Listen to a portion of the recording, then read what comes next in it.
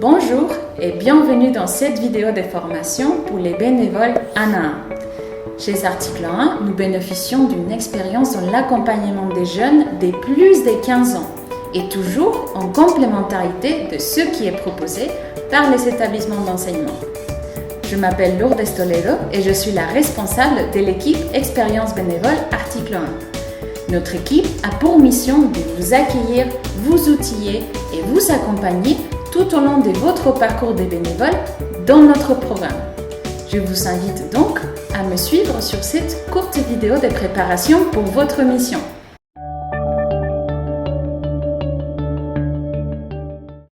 Je vous parle dans cette vidéo et nous sommes entrés en contact par une plateforme. C'est bien la preuve que la technologie peut servir au lien humain. J'imagine que c'est ce que vous cherchez en devenant bénévole 1 à 1. Bravo et merci pour votre engagement au sein de ce programme et au service d'un jeune avec lequel vous serez bientôt mis en contact.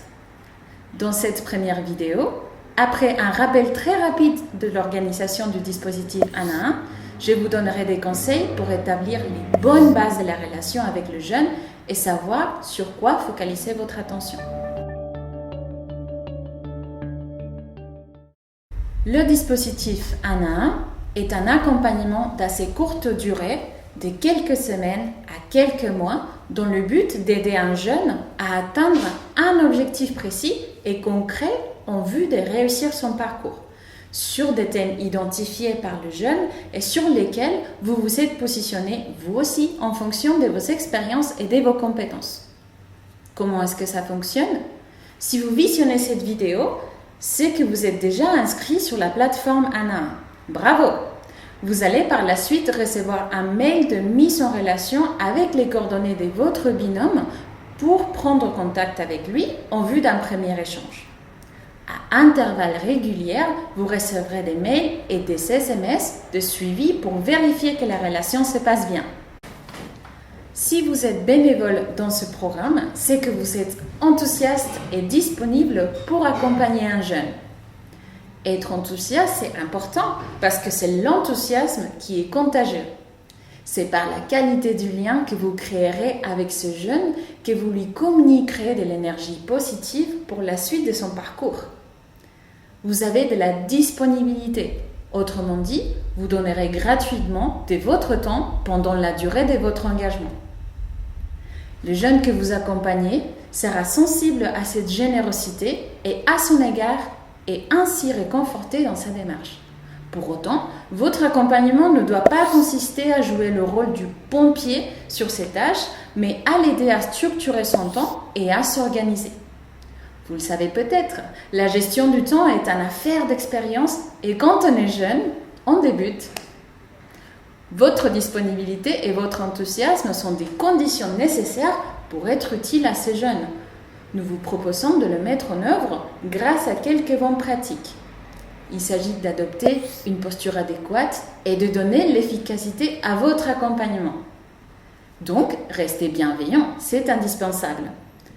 Nous savons maintenant, grâce aux neurosciences, que notre cerveau accueille bien les messages positifs et se ferme instinctivement aux messages négatifs, ce qui fait que seule la bienveillance est constructive. Il vous faudra donc rester toujours positif, non seulement à l'égard de votre binôme, mais aussi à propos de son entourage, sa famille, son établissement scolaire, la société, etc. Tout cela est facile à dire, mais parfois difficile à faire, tant on peut être en colère contre certains dysfonctionnements constatés. Donc, restez positif et constructif pour créer le climat de confiance nécessaire. Mettez en place une écoute active qui créera de la confiance entre vous. Le jeune que vous accompagnerez sera d'autant plus enclin à vous partager ce qui le préoccupe sans que vous lui posiez des questions indiscrètes et d'autant plus porté aussi à mettre en place vos conseils. Dans ce but, veillez toujours à être disponible lors de vos rendez-vous, par exemple en prenant des notes juste après la séance et en analysant ce qui s'est passé. Soyez attentifs à son langage non verbal et n'ayez pas peur des silences. Parfois, c'est des moments de réflexion. Utilisez la reformulation et surtout, posez-lui des questions ouvertes. Comme déjà dit, la qualité de votre relation et la nature de vos échanges seront très importants. Donc, pour assurer le bon démarrage de la relation d'accompagnement, il faudra vous assurer de bien poser le cadre dès le début de vos échanges et de le faire avec le jeune. Ce cadre vous aidera à sécuriser la relation pour ensuite travailler sur le fond du sujet. Pour vous aider à vous rappeler du cadre, il faut tout simplement penser aux 4 coins d'un cadre, comme ceux qu'on utilise pour les photographies ou pour les œuvres d'art. Premier coin du cadre, sécuriser les agendas. Échangez tout de suite sur vos plages de disponibilité respectives. Fixez aussi à l'avance quand et comment vous allez vous contacter. Deuxième coin, trouvez la bonne distance. Assez proche pour bien communiquer, assez respectueux de l'intimité de chacun. Choisissez avec votre accompagné le vouvoiement ou le tutoiement réciproque car la relation doit être équilibrée.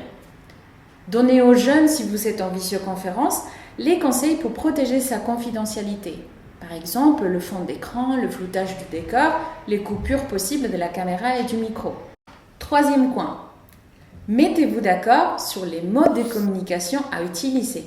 Par exemple, des SMS, des mails, des appels téléphoniques ou des visioconférences.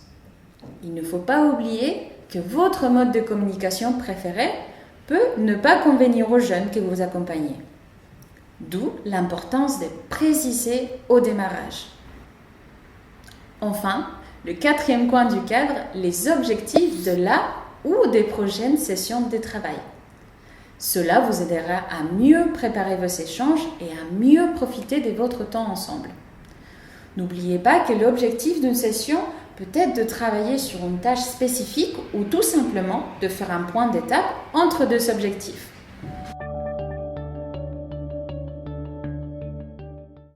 Vous avez sûrement des bons conseils à donner, alors moi, je vous en donne 3 à ce sujet. Numéro 1. Écoutez 2 fois plus que vous ne parlez pour bien savoir quoi proposer. Numéro 2. Vérifiez que ce jeune attend un conseil sur ce point précis, car sinon, au pire, vous risquez de l'infantiliser et au mieux, ça sera du temps perdu. Et numéro 3. Appuyez-vous toujours sur ce qu'il a déjà réussi et proposez 1 ou 2 choses pour améliorer encore. Le conseil sera beaucoup mieux compris. Sur quoi focaliser votre attention lors de vos échanges? Votre but est de développer l'autonomie de jeunes, qu'ils sachent faire sans vous, ce qui est paradoxal, il faut l'avouer, puisque vous serez très utile le jour où vous serez devenu inutile. Il y a comme de la magie dans cette relation que vous allez nouer. Votre accompagné vous partagera d'abord des besoins très précis et immédiats, et c'est à cela que vous allez être attentif en premier lieu. Mais il faudra en même temps focaliser votre attention et orienter vos échanges sur des besoins encore non exprimés qui peuvent se cacher derrière cette première demande. En l'aidant sur sa demande, vous allez veiller à lui passer des compétences pour répondre à ses futurs besoins. En l'aidant sur un point, attachez-vous à lui transmettre des méthodes, la confiance et la motivation qui lui permettront de voler de ses propres ailes, pour qu'il puisse se débrouiller ensuite sans vous dans les autres situations. Par exemple, à l'occasion d'une difficulté pour rédiger un texte, vous l'accompagnerez aussi sur la structuration de sa pensée, ce qui lui sera utile pour beaucoup d'autres tâches. Regardez, écoutez les signaux même faibles qui vous parlent de sa motivation et de sa confiance en lui-même. C'est peut-être cela surtout qu'il est venu chercher dans ce programme sans trop pouvoir l'exprimer. C'est en le préparant à être autonome pour ses futures tâches que vous lui donnerez de l'énergie positive pour avancer plus loin. Vous le savez, notre cerveau est câblé pour envisager l'action sur des tâches qui sont motivantes. Il y a un défi à relever, mais en même temps accessible, c'est-à-dire compatible avec le temps et les ressources dont nous disposons. Pour lutter contre le manque de motivation et le découragement qui peut l'atteindre, vous pouvez donc aider votre binôme à envisager des objectifs et à les rendre accessibles dans sa situation actuelle. C'est la méthode du premier petit pas. Au lieu de viser le sommet de la montagne tout de suite, visez la première étape qui, elle, est possible. Au lieu de sauter d'un coup au premier étage de la maison, commencez par monter la première marche de l'escalier, etc. En effet, envisager ses objectifs de façon nouvelle va lui être d'une grande aide. Passer de « je dois trouver un stage » à « j'envoie 3 courriers à ces 3 entreprises avant samedi ». Ça va être très motivant pour lui et lui renforcer énormément sa confiance en soi. Nous espérons que cette vidéo vous sera utile pour démarrer votre mission d'accompagnement. Vous trouverez cette vidéo et d'autres ressources à votre disposition sur votre espace bénévole. Merci beaucoup et à bientôt.